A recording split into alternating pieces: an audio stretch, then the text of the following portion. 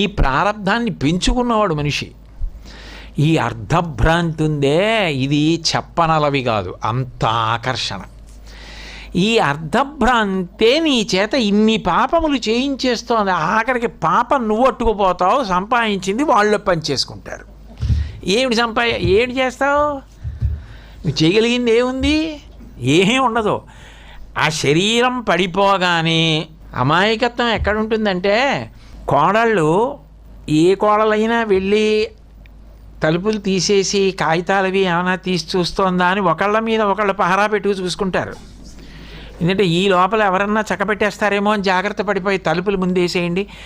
వాళ్ళల్లో వాళ్ళు అనుకుంటే బాగుండదు కదా, వాళ్ళు వీళ్ళు వస్తుంటారు, బాగుండదు, తలుపులు వేసేయండి అని తాళాలు తీసుకొని ఎందుకైనా మంచిదని ఆవిడో తాళం ఈవిడో తాళం పెట్టుకుంటుంది కూడా. నలుగురు ఉంటే ఇంకా అదృష్టం. కాబట్టి ఒక్కత్తి ఉంటేనే కొంతవరకు నయమేమో, ఎలాగో ఆవిడకే పోతుంది కాబట్టి ఏమిటి సాధించాడు? వాడి గురించి పట్టించుకున్నాడు ఎవరు లేడు. అర్ధభ్రాంతి అంత పాడు చేసి అప్పుడు ఏడవాలంతే. ఎందుకురా ఇది సంపాదించి ఏం చేశానురా నేను, ఉన్న సమయం అంతా పోయింది అని.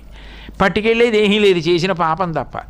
దానికి శంకరాచార్యులు వారు అద్భుతమైనటువంటి విరుగుడు మాట్లాడతారు. అక్కడుంది ఆయన గురుత్వం.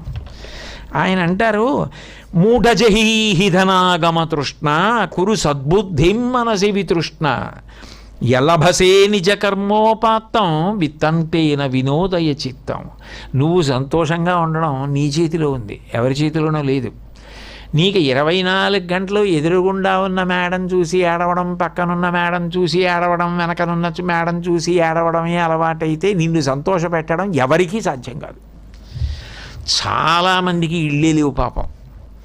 నాకు ఇన్ని గదులున్న ఇంత పెద్ద ఇల్లుంది, హాయిగా పూజ చేసుకోగలను, చదువుకోగలను, పడుకోగలను, పిల్లలు వస్తే సంతోషంగా ఉండగలరు. ఈశ్వర నాకేం లోటు చేశారు మీరు అని సంతోషంగా ఉండడం నీ చేతిలో ఉంది. ఆ సంతోషంగా ఉండడం నీ చేతిలో లేనప్పుడు నిన్ను సంతోషపెట్టగలిగిన వారు ఎవ్వరూ ఉండరు. పోతన గారి భాగవతంలో మాట అంటారు, వ్యాప్తిం పొందక వగవక ప్రాప్తం బగు లేశమైన 10,000 తృప్తించందని మనుజుడు సప్తద్వీపములనైన చక్కంబడునే. 7 ద్వీపాలు రాసి ఇచ్చేసినా కూడా అయ్యా మీ పట్టు పీతాంబరం ఇవ్వలేదు అని ఏడుస్తాడు. తృప్తి మనిషికి ఉండాలి.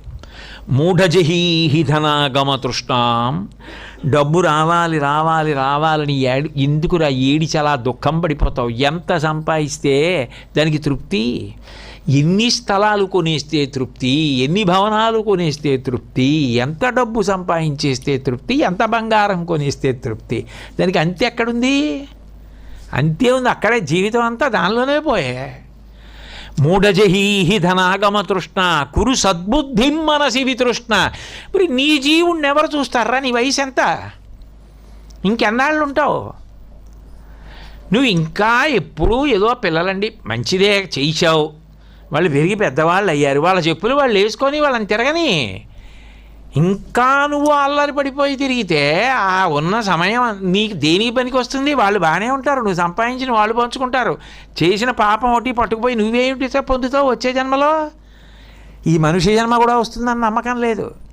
కురు సద్బుద్ధిం మనసి వితృష్ణ. ఆ తృష్ణ వదిలేయిరా, సద్బుద్ధి పెట్టుకో. పోనీ స్వార్థం అంటే ఏమిటి? నీ కోసం నువ్వు చేసుకోవడం. ఇంతకన్నా స్వార్థం ఏముంటుంది? నీ జీవుడి సంగతి చూసుకో.